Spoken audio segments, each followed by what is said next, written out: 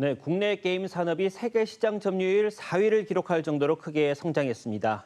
게임 아이템 판매가 업체들의 주요 수익원이 되면서 확률 조작 등 논란도 상당한데요. 네, 내년부터는 개정된 게임 산업법이 시행돼 확률형 아이템의 정보 공개가 의무화됩니다. 어떤 점이 달라지는지 강수영 변호사와 함께 이야기 나눠보겠습니다. 안녕하십니까? 안녕하세요. 네, 우선 확률형 아이템이 뭔지 또 이용자들이 왜 여기에 돈을 많이 쓰게 되는지 설명해 주시죠.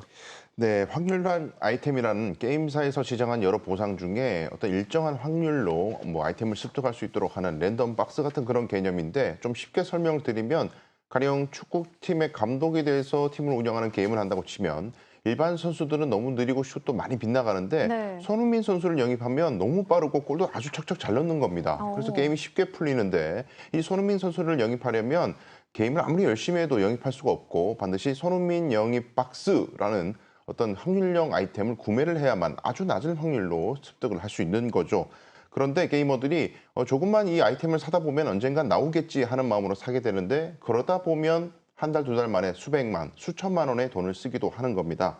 게임사들도요, 좋은 아이템을 보유한 그 게이머들을 그 보유 가치 순서대로 순위를 매겨서 공시하면서 적절히 사행 심리와 또 구매력을 또 유도하곤 하고 또 좋은 아이템을 계속 사지 않으면은 게임에서 이길 수 없도록 적절히 난이도를 조정하면서 또 구매를 유도하기도 합니다. 네, 예시를 들어주신 것처럼 게임 업체가 좋은 아이템이 나올 확률을 좀 숨기면서 의도적으로 그 금액을 결제하도록 유도를 한 건데 게이머들의 피해도 상당했다고 합니다. 실제로 어떤 사례가 있었습니까?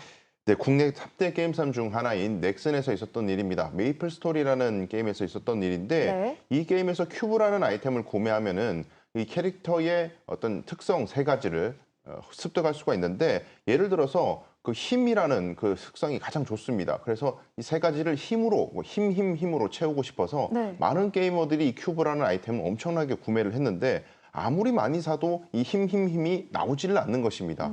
의혹이 제기됐는데 실제로 2021년 넥슨이 이 나올 확률 사실상 없었다, 불가능했다라는 것을 시인했습니다. 그러다 보니 1,000만 원 이상을 지출했던 어떤 게이머 A씨가 법원에 이 게임사로부터 사기를 당했다면서 손해배상 소송을 제기했는데요. 2심을 담당했던 수원지방법원이 지난 5월에 이런 확률형 아이템 거래에 필연적으로 수반될 수밖에 없는 사행 심리를 게임사가 유도하고 조장했다.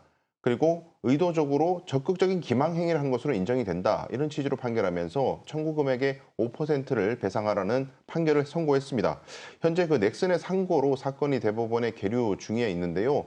이용자 수가 굉장히 많은 만큼 대규모 집단 소송이 발생할 가능성도 있습니다.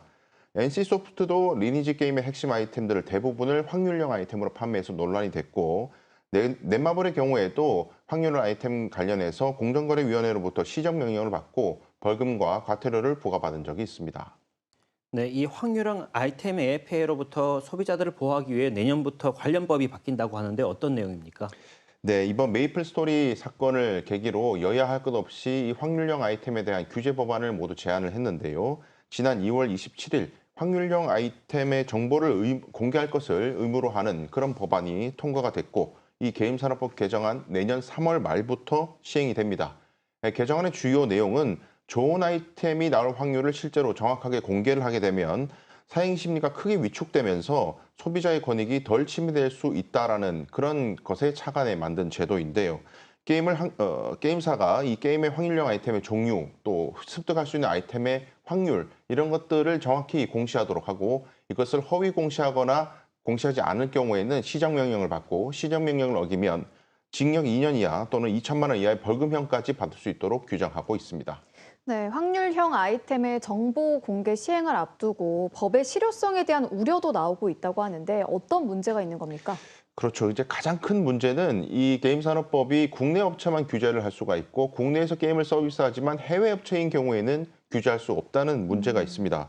또 공개된 확률이 진실한지를 지속적으로 관찰을 해야 될 텐데 이게 기술적으로 또 객관적으로 검증하기가 굉장히 까다롭다는 문제가 있고요.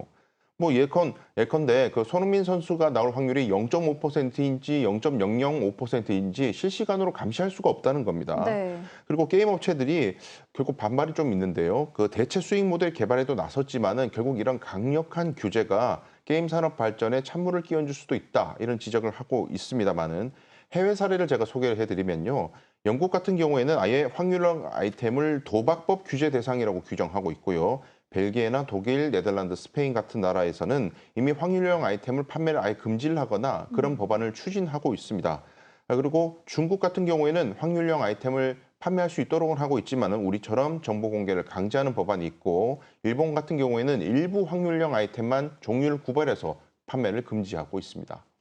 네, 그런데 문제는 이 아이템을 미성년자인 자녀가 부모님 카드로 몰래 결제를 하다가 문제가 되는 경우도 있는데 이 경우에는 법적으로 구제를 받을 수 있습니까? 네, 사실 심각한 문제인데요. 우리 민법 규정에 이런 게 있습니다. 미성년자의 법률 행위는 법정 대리인, 즉 부모의 동의를 받아야 하고 동의를 받지 않으면 취소할 수 있다는 규정이 있는데 이 아이템을 구매하는 행위도 법률 행위이기 때문에 부모의 동의가 없으면 취소할 수 있는 건 원칙이긴 합니다. 그래서 예를 들어서 자녀가 자신의 스마트폰으로 또 자신의 아이디로 게임에 접속했지만 부모의 신용카드를 통해서 게임 아이템을 구매한 경우에는 게임사가 이 부모의 신용카드인지 여부 이런 것들을 확인할 의무를 충실하게 이행하지 않았다는 이유로 취소가 인정된 사례들이 꽤 있습니다. 근데 문제는 이 자녀들이 부모의 스마트폰을 이용해서 부모의 아이디로 또 부모의 신용카드로 결제한 경우에는 굉장히 어려운 문제가 발생하는데 게임사는 이때 이 아이템을 결제한 것이 부모가 아니라 실제로는 자녀였다는 것을 적극적으로 증명하기를 요구하거든요. 네. 근데 이 증명이 사실상 거의 불가능에 가깝습니다. 그래서 부모님들은 평소 휴대전화의 보안이나 앱 설치 권한에 대해서 각별히 신경 쓰시는 것이 좋을 것 같습니다. 네, 친절한 법 오늘은 확률형 아이템의 실태에 대해서 이야기 나눴습니다. 오늘 말씀 고맙습니다.